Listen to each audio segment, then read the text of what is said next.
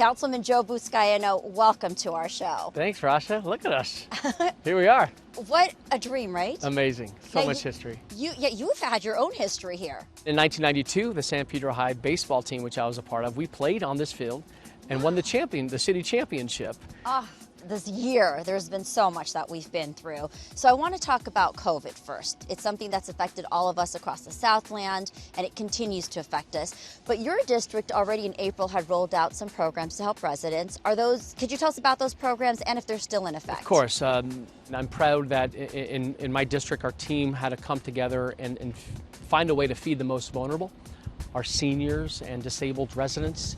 We launched a food program that helped stimulate the economy by helping support our small businesses, our restaurants. We fed 1,000 people every week for 7 weeks in a row, 4 days a week. And it was important for us, again, to help our local restaurants and feed those who needed us the most.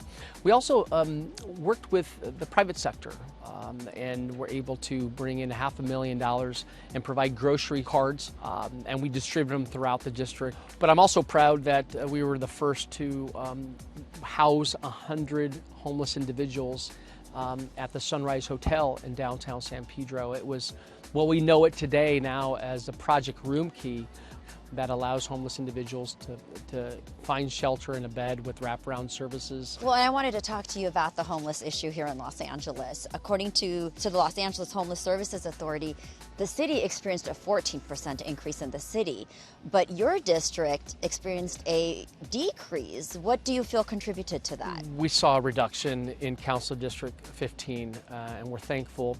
We're thankful for the residents in my district who said yes to solutions. And I believe I was the first to have not one but 3 bridge home sites, Wilmington, San Pedro, and Watts, to move. They are now up and running. That's 300 souls that came from the sidewalks and into a bridge home shelter. It seems in your mission, too, you're very solution-oriented, so the Housing Solutions Action Plan. Talk to me about this plan. What are some of the components? How soon do you think this plan will be implemented? Channel 35 is getting the exclusive All right. on our plan, so we've been meeting with our We're hearing it here first. We've been meeting with our neighbor council representatives in all corners of my district.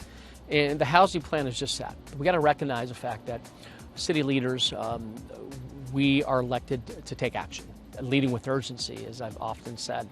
So this action plan is recognizing the fact that we have already hundreds of permanent supportive housing units in my district, and we're advancing more. We have about 2,000 that are already in the pipeline or have already been built that we're proud of. You know, we've talked a little bit about proposals and plans, but there have been some wonderful things that have also happened in your communities, like the Jordan Downs redevelopment in Watts.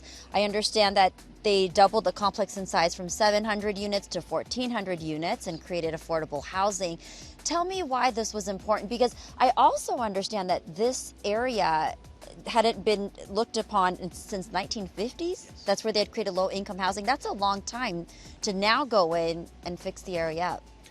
Let me remind us that we are here at Dodger Stadium, and I'll never forget the importance of really tasting the fruits of victory.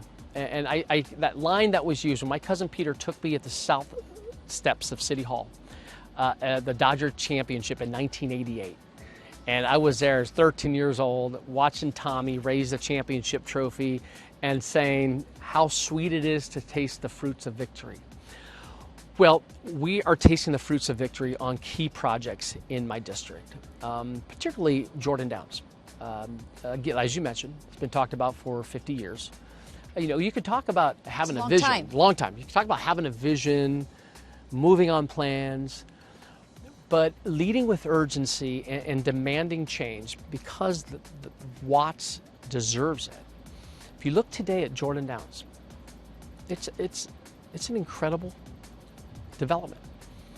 Now, what we've done there, we've invested in the communities of color in Watts.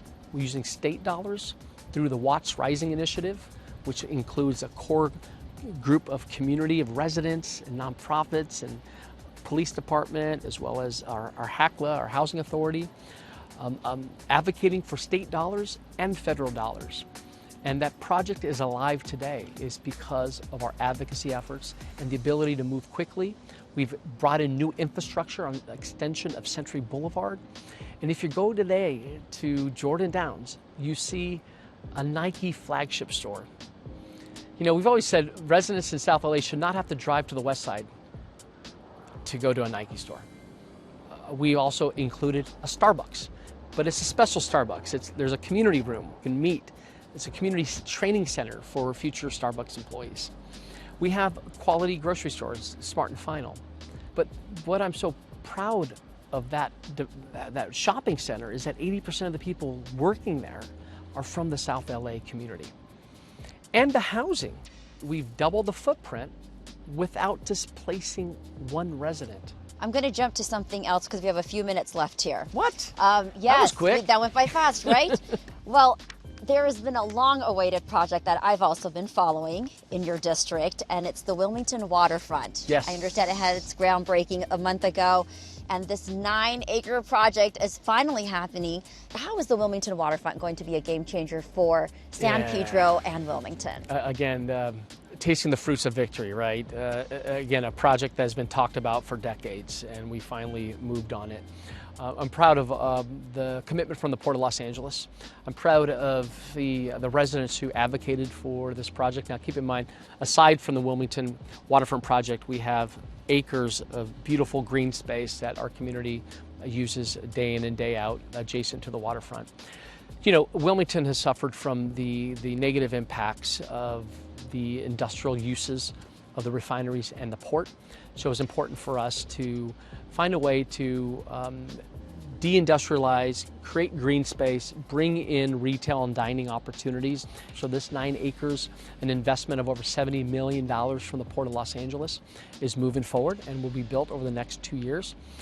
Councilman, I would love to ask you, as we come to the end of 2020, what is one thing that you have learned this year, or something that you will be taking with you as we go into 2020? Yeah, you know, as president of National League of Cities, we represent 19,000 cities, towns, and villages. I'm given my formal remarks at the conclusion of my presidency, and I told my colleagues, you know, just being resilient, you know, being able to move quickly, lead with urgency, you know, and sometimes it takes life and death matters to move quickly and be flexible.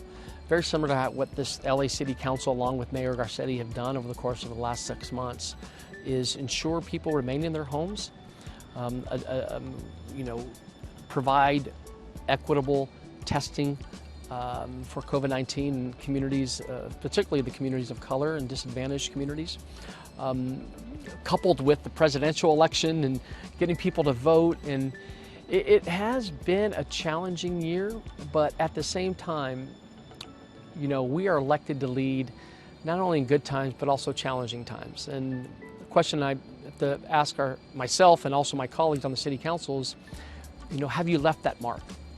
When you reflect back on this year, what mark have you left in improving the quality of lives amidst this pandemic, which I don't think it's going away soon until we get a vaccine. But we're grateful that we have each other. Amazing how Angelenos came together in light of, you know, this pandemic, and then the civil unrest and the issues of inequities in systemic racism, how we're able as Angelenos to come together. I have to say, though, before we end here, you are one of those few individuals through the most difficult times. You are always smiling. And I think that just brings so much hope. I don't think I've ever been to an event, even in the most challenging times, you just bring this smile, which brings people hope. So thank you for that. I appreciate that. It's okay to smile. And, you know, as much, I'm Italian, born and raised, and we're emotional. We love the hug and kiss. So I'm sending a virtual hug and a kiss to all of the city of Los Angeles. Thank you so much. It's been a pleasure having you here.